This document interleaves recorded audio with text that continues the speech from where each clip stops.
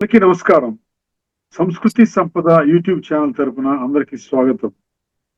ఉపనిషద్ విజ్ఞానం అనే శీర్షికలో కఠోపనిషత్తు గురించి ధారావాహిక ప్రసంగం చేస్తున్నారు శ్రీ లోకనాథం గారు. వారి ధారావాహిక ప్రసంగంలో ఈరోజు 96వ ప్రసంగం చేస్తున్నారు. శ్రీ లోకనాథం గారికి స్వాగతం. హరి ఓం తత్సత్. ఓం గురవే సర్వలోకానాం భిషజే భవరోగిణాం నిధయే సర్వవిద్యానాం దక్షిణామూర్తయే నమః. ఓం సదాశివసమారంభాం శంకరాచార్యమధ్యమాం అస్మదాచార్యపర్యంతాం వందే గురుపరంపరాం.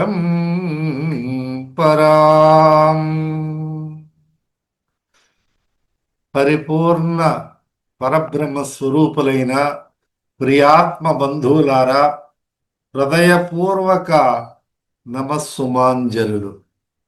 మనము కఠోపనిషత్తులోని ప్రథమాధ్యాయములోని మంత్రములను గురించి వివరించుకునుచున్నాము. నచికేతునికి 3 వరములు ఇస్తానని చెప్పగా, యమధర్మరాజు గారు చెప్పగా అతను 3 వరములను కోరుకున్నాడు. అది మనకు తెలుసు. ఒకటేమో తన తల్లిదండ్రులు కూడా నేను తిరిగి మీ అనుజ్ఞచే, యముని యొక్క అనుజ్ఞచే గృహమునకు పోయినప్పుడు నా తండ్రి నన్ను బాగా ప్రేమతో ఇది వరకటి వలె ఆప్యాయంగా ఉండాలి అన్నప్పుడు దానికి అదే విధంగా ఉంటారు. మీ తండ్రి కూడా మీకు అన్ని సకల సంతృప్తితో ఉంటారు, మంచి నిద్ర పడుతుంది, ఏమి చీకు చింతలేదని చెప్తాడు. రెండవ వరమేమో ఈ సకల ప్రపంచానికి సకల సర్వజన శ్రేయస్సును గురించి యజ్ఞం ఏ విధంగా చేయాలని అడిగినప్పుడు ఆయన యజ్ఞ విధానమును చెబుతూ ఆ వరాన్ని కూడా సంతృప్తిగా ఇస్తూ, ఇక మీదట ఈ యజ్ఞము చేసే పేరు ఈ నాచికేతాగ్ని అనే పేరుతో, నీ పేరుతో ఉంటుంది, ఇది అదనంగా నీకు వరం ఇస్తున్నానని యమధర్మరాజు గారు చెప్పడము జరిగింది. తదుపరి 3వ వరం అడిగినారు. 3వ వరము ఏమని అడిగినారు? నాకు ఆత్మ జ్ఞానమును గురించి తెలియజేయండి అని అడిగినాడు. మహామేధావి బాలుడైనప్పటికి కూడా ఈ లోకంలో మానవులు మరణించిన తరువాత దేహేంద్రియాదుల కంటే అతీతమై ఆత్మ ఉన్నదని కొంతమంది చెప్తున్నారు. మరి కొంతమంది ఏమో అటువంటిది ఏమీ లేదని చెప్తున్నారు. ఏది నిజము ఏది కాదు, ఈ ఆత్మజ్ఞానాన్ని గురించి మీరు నాకు దయచేసి తెలియజేయండి యమధర్మరాజా గారని వారిని సవినయంగా శ్రద్ధాభక్తులతో కోరుకున్నాడు. మరి అప్పుడు ఆయన పరిపరి విధాల ఈ వరం తప్పకుండా ఇంకా వేరే కావలసినటువంటివి నువ్వు కోరుకొని నన్ను బలవంతం పెట్టవద్దు, ఎందుకంటే ఇది చాలా కష్టమైనది అని చెబుతూ వేరే ఒక వరం కోరుకొనము. అప్పు ఇచ్చినవాడు అప్పు తీసుకున్న వారిని నిరోధించినట్లు నన్ను బలవంతం చేయొద్దు. శంకరాచార్యులు వారు చెప్తారు, ఓ నచికేత,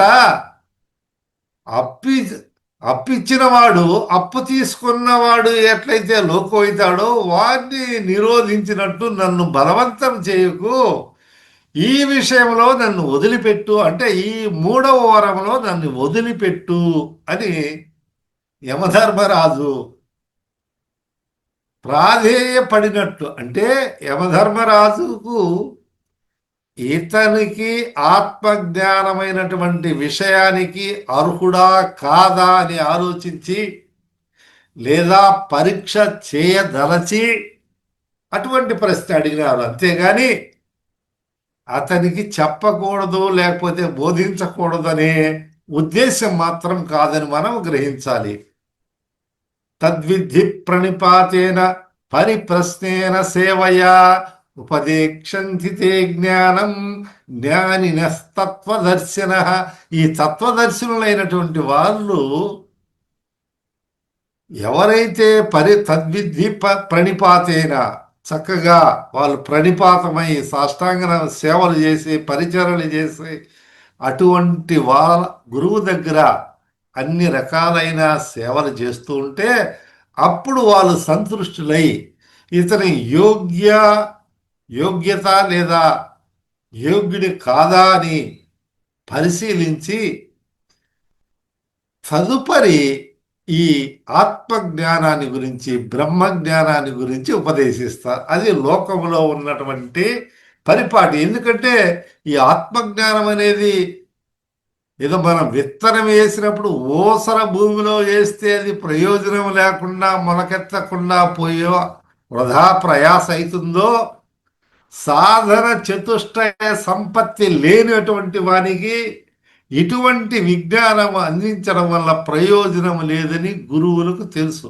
కాబట్టి ఈ సాధన చతుష్టయ సంపత్తి మనం ఇది వరకు చెప్పుకున్నాం, కానీ మరొకసారి కూడా గుర్తు చేసుకుందాము.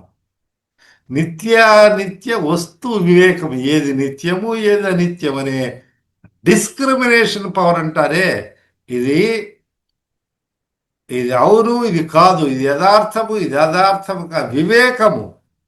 ఒక విషయాన్ని గురించి ఏది నిత్యము ఏది అనిత్యము, ఏది శాశ్వతము ఏది అశాశ్వతము, ఏది దీర్ఘకాలం ఉంటుంది ఏది స్వల్పకాలంలో పోతుంది అనే విచక్షణ ఉంటుందో దానిని నిత్యానిత్య వస్తు వివేకము.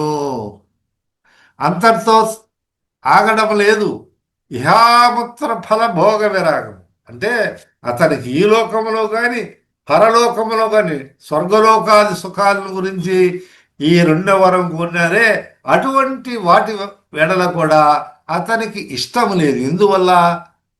ఇక్కడ ఉండే ఏ సుఖం ఉందో అక్కడ అదే సుఖం ఉంది. ఇక్కడ ఈ లోకంలో ఏ ఇంద్రియాలతో అనుభవిస్తున్నాడో పై లోకాలలో కూడా స్వర్గలోకం కానీ ఇక ఏ లోకాల్లో అయినా కూడా అదే విధానం అనేది తెలుసుకున్నప్పుడు అటువంటి సుఖాలకు తను లోబడడు. కాబట్టి ఇహాముత్ర ఫల భోగవేర్, ఈ లోకంలో కానీ పైలోకం కానీ ఇంకొక లోకంలో కానీ ఆ ఫలాపేక్ష అనేది ఈ సాధకునికి ఉండదు. శమదమాది షట్క సంపత్తి, శమము దమము ఉపరతి తితీక్ష శ్రద్ధ సమాధానం, ఇవన్నీ కూడా అంతరింద్రియం బాహ్యేంద్రియం ఈ నిగ్రహ శక్తి అంతా ఉండాలా. ముముక్షుత్వం అనేది ఉండాలి. అంటే నాకు ఈ పరమ పురుషార్థమైనటువంటి విముక్తి పదము మోక్షము ధర్మార్థ కామ మోక్షములు అని అంటాం కదా. ఈ ముముక్షుత్వం అంటే నాకు ఈ జన్మలోనే ఈ ముక్తి కావాలి మోక్షం కావాలనే యొక్క దృఢమైనటువంటి దృఢాపరోక్ష జ్ఞానం అంటారు. దృఢమైనటువంటి చిత్తం ఉండాలి. ఇటువంటి వాళ్ళను గమనించి వాళ్ళు బోధ చేస్తారు. కాబట్టి ఈ నచికేతుల్లో ఇటువంటి సద్గుణాలు లేకపోతే ఈ సాధన చతుష్టయ సంపత్తి ఉన్నదా లేదా అని పరీక్ష చేస్తూ ఇది కాకుండా ఇంకో ఏదైనా వరము అడుగునాయన నచికేత అని చెప్తూ ఇంకా ఈ విధంగా చెప్పు. దేవైరపిత్రాపి దేవైరత్ర అపి విచికిత్సితం కిల త్వంచ మృత్యోయన్న సుజ్ఞేయార్థ. త్వంచ మృత్యోయన్న సుజ్ఞేయమార్థ వక్తాచాస్య త్వాగ్రణ్యో నలభ్యో నాణ్యో వరస్తుల్య ఏతస్య కశ్చిత్. చూస్తారా, మనం ఇంకా మీకు చక్కగా పదవిభాగం చేసి అర్థము చెప్తుంటే మీకు ఇంకా బాగా సులభంగా అర్థమవుతుందనే ఉద్దేశంతో అత్ర అంటే ఈ విషయంలో, ఏ విషయము ఈ విషయం అంటే ఈ ఆత్మజ్ఞానానికి సంబంధించినటువంటి విషయములో దేవై అపి, దేవై దేవతలచే కూడా, అంటే ఈ ఏ దేవతలైతే ఉండారో ఇంద్రుడు లేకపోతే అప్సర ఈ ఇతర దేవతలు, ముక్కోటి దేవతలు ఉండారే, వీళ్ళందరికి కూడా విచికిత్సితం అంటే ఇది విచికిత్స అంటే సందేహము, సంశయము, సంశయించబడినది నాయన ఓ నచికేత. కిలా కదా యత్ దేనిని మృత్యో ఓ మృత్యుదేవా, త్వంచ నీవు కూడా సుజ్ఞేయం సులభంగా తెలియదగినది కాదు అని చెప్తున్నావు. ఇప్పుడు నచికేతుడు చెప్తున్నాడు, ఆయన చెప్పిన మాటల్నే ఆయనకు చెప్తున్నాడు. ఈ విషయంలో ఈ విషయంలో దేవయపి దేవతలు కూడా విచికిత్సితం సంశయించబడినారని ఓ యమధర్మరాజా మీరు చెప్పినారు కదా, అది సుజ్ఞేయం, నా సుజ్ఞేయం సులభంగా తెలియదగినది కాదు. అంటే చాలా క్లిష్టంగా తెలియదు, సులువుగా నేర్చుకునేది కాదు. బాహ్యం వలె మనకు ఏ విధంగా అయితే బాహ్య వస్తువులు కనిపిస్తున్నాయో ఆ విధంగా తెలుసుకునేదానికి కాదు. ఇది పుస్తకము, ఇది పేన, ఇది ఒక వస్తువు అని మనం ఏ విధంగా ఒక సంచి అని చెప్తామో ఈ ఆత్మ దృష్టికి కనిపించడం లేదు, బాహ్యేంద్రియాలకు చక్షురింద్రియాలకు కనిపించడం లేదు, అగమ్యకు అది వస్తువు కనిపించడం లేనటువంటిది. కాబట్టి ఇది సులభంగా తెలియదగినది కాదు అని మీరు చెబుతున్నావు. అస్య ఈ విషయములో త్వాదృ నీలాంటి వ్యక్తి, చూస్తున్నా ఎంత చక్కగా చెప్తున్నాడు నచికేతుడు. ఓ యమధర్మరాజా, నీలాంటి వ్యక్తి అన్య మరొకరు ఇంకొకరు లేరు. వక్త నీలాంటి వ్యక్తి, బోధించే వ్యక్తి. వక్త అంటే ఏంటి? వక్త ఇప్పుడు మనమంతా వక్తలు అంటాం, ఉపన్యాసం. నీలాగా చెప్పే, నీతో సరిసమానమైనటువంటి, నీతో తుల్యమైనటువంటి, నీకు సరిపోల్చినటువంటి వక్త అన్య మరొకడు నలభ్య దొరకడు కూడా, బోధించేవాడు లేడు, ఆయన దొరకడు. కాబట్టి ఏతస్య తుల్య దీనికి సమానమైనది కశ్చిత్ ఏది కూడా న అన్య వరహ.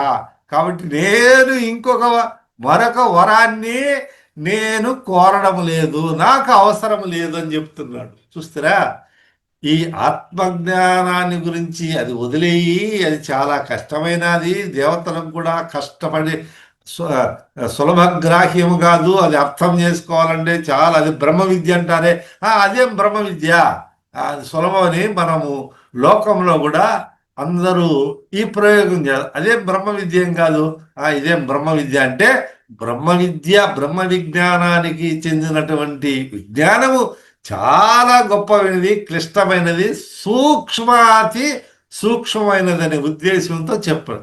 కాబట్టి నీ మాదిరి చెప్పే వక్త, బోధించే గురువు ఇంకెవరు లేరు. కాబట్టి నువ్వు చెప్పినట్లు నేను వేరే వరం ఏది కూడా కశ్చిత్ నా అన్య, వేరొక వరాన్ని నేను కోరుకోనడం లేదు. ఓ మృత్యుదేవా, ఆత్మ విషయంలో దేవతలకు కూడా సందేహము, సంశయము కలిగి ఉన్నదని తమరు చెప్పారు. అది సులభంగా సులువుగా అది ఆ, చాలా సులభంగా తెలుసుకునేది కానే కాదు కదా అని తమరు చెబుతున్నారు. అంతేకాకుండా నీలాగా ఈ ఆత్మతత్వాన్ని బోధించగలిగినటువంటి వారు మరొకడు లేడు, ఎవరు లేరు. మీరే చెప్తున్నారు కాబట్టి నాకు ఎవరు కనిపించడం లేదు, అంతే. కనిపించడం లేదనుకోండి, ఇంకొకరు లేరు మీతో సమానం. అప్పుడు గురువు, ఓహో, ఈ చిన్న పిల్లవాడు మీలాగా చెప్పే గురువు ఇంకొకడు లేరు, ఒక వక్త లేడని చెప్తున్నారు, నేను వెతకడం లేదు, నాకు దొరకడు. ఇవన్నీ చెప్పకుండా ఇంకొక మీలాగా చెప్పే వక్త ఇంకొకరు లేరు కాబట్టి, ఎందుకు ముందు 2 వరాలలో అగ్ని విధానంలో ఇవన్నీ చెప్పారు, చూశాడు, గురువు యొక్క తత్వాన్ని గ్రహించాడు కాబట్టి అతనికి తెలిసిపోయింది మా గురువు ఇటువంటి యమధర్మరాజు ఇటువంటి వారు, ఆయనకి అన్ని విషయాలు తెలిసిన యొక్క భావము వీరికి తెలిసింది మన నచికేత. కాబట్టి నా అన్యహ, ఇంకొక వరాయం నేను కోరుకోవడం లేదు, నీలాగా చెప్పే మరొకడు ఎవరు లేరు అన్నప్పుడు గురువు కూడా మహాసంతోషి.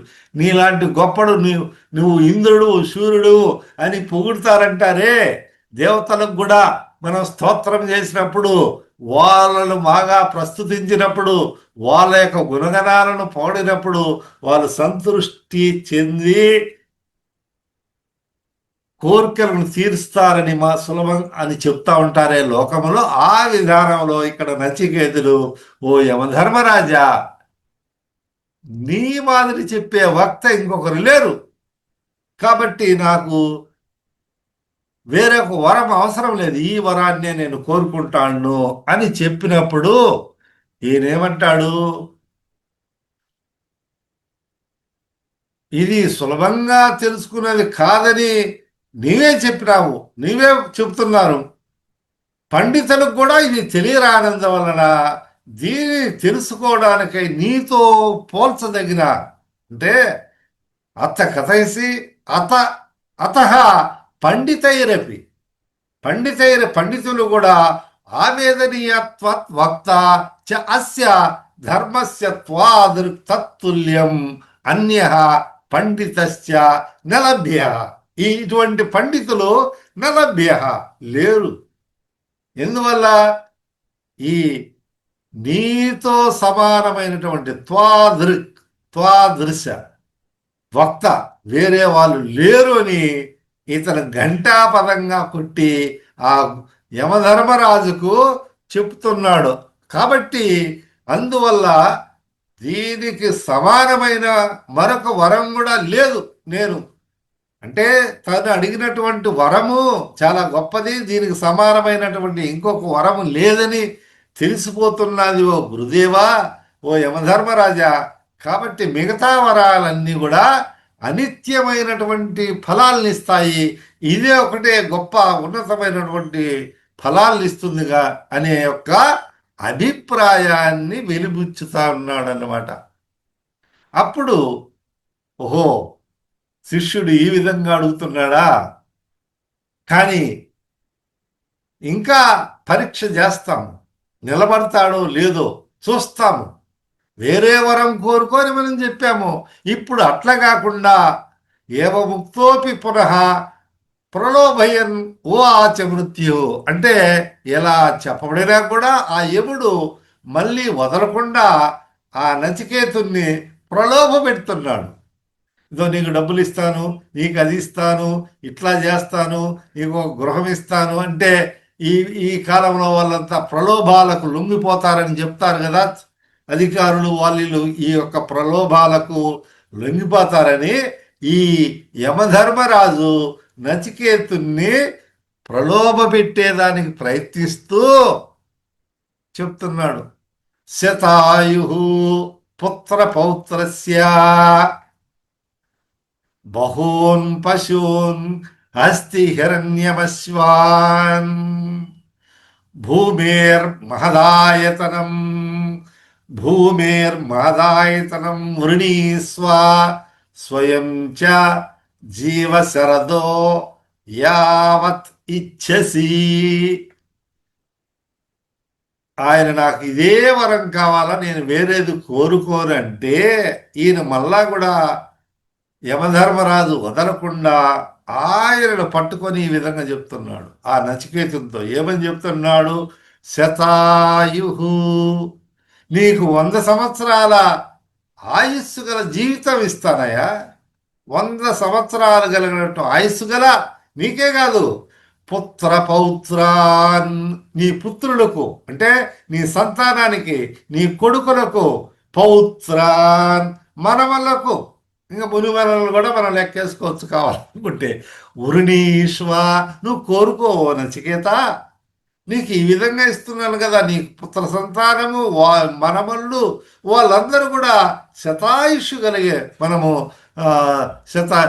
శతమానం భవతి శతాయు పురుషేంద్ర ప్రతిష్టది అని మనము మామూలుగా చిన్నవాళ్ళను వాళ్ళందరినీ కూడా దీవిస్తూ ఉంటారు కదా, స్వాములు వాళ్ళు కానీ లేకపోతే పురోహితులు కానీ దీవెనలు అందిస్తారు. ఏవి?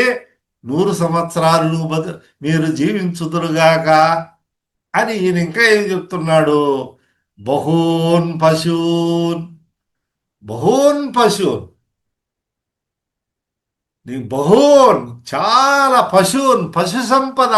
ఆ కాలంలో ఏమిటి, ఎక్కువ గో సంపద ఎవరికి ఎక్కువ ఉంటే వాళ్ళంత గొప్ప వాళ్ళని పరిగణించబడేవారు. అంతేకాకుండా ఒక 60-70 సంవత్సరాల ముందు కూడా ఒక్కొక్క ఇంట్లో పశువులు ఎక్కువగా ఉంటే అక్కడ పాడి పంటలు బాగా సమృద్ధిగా పండుతాయని, ఆ ఆ పేడ, ఆవు పేడ లేకపోతే ఆ పశువుల పేడతో ఆర్గానిక్ ఎరువులని ఇప్పుడు వాడుతున్నారు కదా. ఆ కాలంలోనే ఆ ఆర్గానిక్ అంటే రసాయనిక సంబంధం లేకుండా ఉన్నటువంటి ఎరువులంతా కూడా పశు సంపదతో వస్తాయి. మంచి పాలు ఉంటాయి, తరువాత వెన్న, నెయ్యి అన్ని దొరుకుతాయి. ఇతరులకు దానం చేయొచ్చు. నాకు తెలిసినప్పుడు కూడా మా ఇంటి చాలా మంది వచ్చి మజ్జిగ తీసుకొని పోయేవాళ్ళు. ప్రతిరోజు మజ్జిగ అందరికీ ఉచితంగా ఇచ్చేవాళ్ళు కొంతమంది. ఇట్లా మన జీవితంలోనే మనం చూసాము. ఆ కాలంలో అప్పుడు పశువులంటే అంత, గోమాత అంటే అంత గొప్పగా పూజించడం అనేది ఉన్నది. కాబట్టి ఈయన ఏమని ప్రలోభ పెడుతున్నాడు? నీకు శతాయుష్యే కాదు, నీ కొడుకులకు, పుత్రులకు, పౌత్రులకు, పుత్ర పౌత్రులకు, కొడుకులకు, సంతానానికి, మనవలకు కూడా నేను 100 సంవత్సరాల ఆయుస్సును ఇవ్వడమే కాకుండా నీకు గొప్పదైనటువంటి పశు సంపద ఎన్ని కావాలో నీ కోరుకోవయ్యా ఓ నచికేత. హస్తి హిరణ్యం, హస్తి, కాళహస్తి అంటాం, కాళహస్తి, శ్రీకాళహస్తి, అక్కడ సాలిపురు, తర్వాత ఏనుగు, పాము, కథ వచ్చిందే. హస్తి ఏనుగులు. అప్పుడు ఆ కాలంలో, పూర్వకాలంలో ఏనుగుంటే ఏనుగు అది చచ్చినా బతికినా దాని విలువ ఒకటే అని చెప్పేవాళ్ళు. కాబట్టి హస్తి, అవి కూడా ఎన్నంటే బహువునే, అంటే లెక్కలేనన్ని. నీకు ఎన్ని కావాలన్నా నీ ఇష్టం, నీ ఎన్ని కావాలండి, 1000 కావాలన్నా, లక్షలు కావాలన్నా కోరుకో, ఇస్తానయా. హిరణ్యం, బంగారాన్ని. అశ్వాన్, అశ్వములు అంటాం కదా, గుర్రాలు.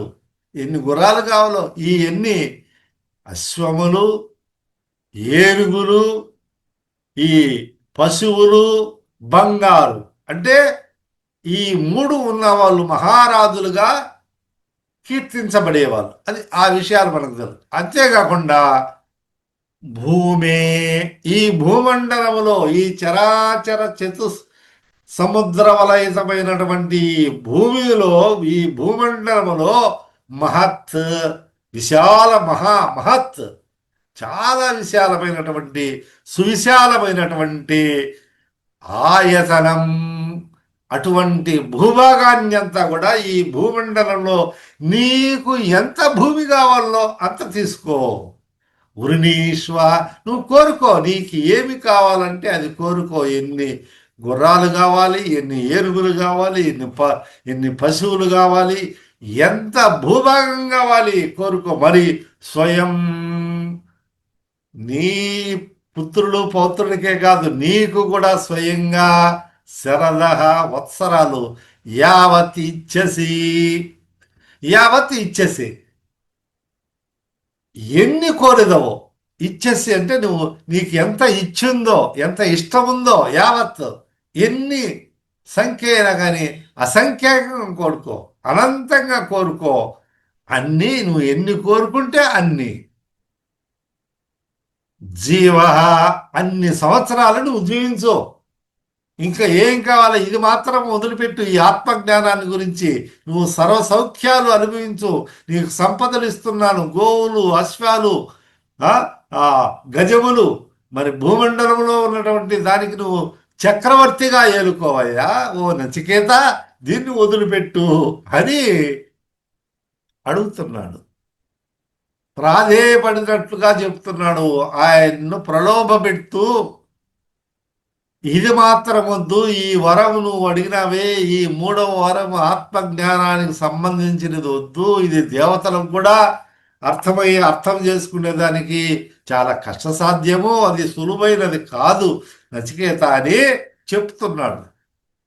అంటే అలాగే ఈ పశు సంపదలు ఎన్ని, ఈ భూమండలంలో విస్తీర్ణం గల ప్రాంతాన్ని అంతా కూడా నీకు ధారాదత్తం చేస్తాను నాయనా. కాబట్టి నీకు అల్పాయుష్కు వద్దు, నువ్వు ఎన్ని సంవత్సరాలు కావాలంటే సమగ్రమైనటువంటి ఇంద్రియ పాఠంతో నువ్వు ఎన్ని సంవత్సరాలు జీవించకూడదావో అట్లా జీవించుము అని చెప్తున్నాడు. ఊరికి నీకు ఎన్నేళ్ళు కావాలంటే అన్నేళ్ళు జీవించమని చెప్పడం లేదు. భాష్యకారులు ఏం చెప్తున్నారు, నువ్వు ఏదో రోగగ్రస్తంతో కొంతమంది జీవిస్తూ ఉంటారు, అట్లా కాదు. నీవు సమగ్రంగా ఉన్నటువంటి శారీరక దృఢత్వంతో, ఇంద్రియ పటుత్వంతో నువ్వు పాలన చేసుకోని వీరు నచికేతనుకు చేస్తున్న, నచికేతుని ప్రలోభ పెడుతూ ఈ విధంగా చెప్తున్నాడు. కాబట్టి మనము నచికేతునికి యమధర్మరాజు ఏ విధంగా ప్రలోభ పెట్టాడు, ఏ ధనధాన్యాలను ఇవ్వగొరుతాడు అని చేసినా కానీ ఆయన ప్రయత్నం ఫలించలేదు. ఆ విషయాన్ని తదుపరి ఉపన్యాసంలో మనం తెలుసుకుంటాం. ఓం సహనావతు సహనౌ భునక్తు సహ వీర్యం కరవావహై తేజస్వినావధీతమస్తు మా విద్విషావహై. ఓం శాంతి శాంతి శాంతి. హరి ఓం తత్సత్. ఓం. ఉపనిషత్ విజ్ఞానం కఠోపనిషత్తు గురించి ధారావాహిక ప్రసంగం చేసిన శ్రీ లోకనాథం గారికి ధన్యవాదాలు. ధన్యవాదాలు.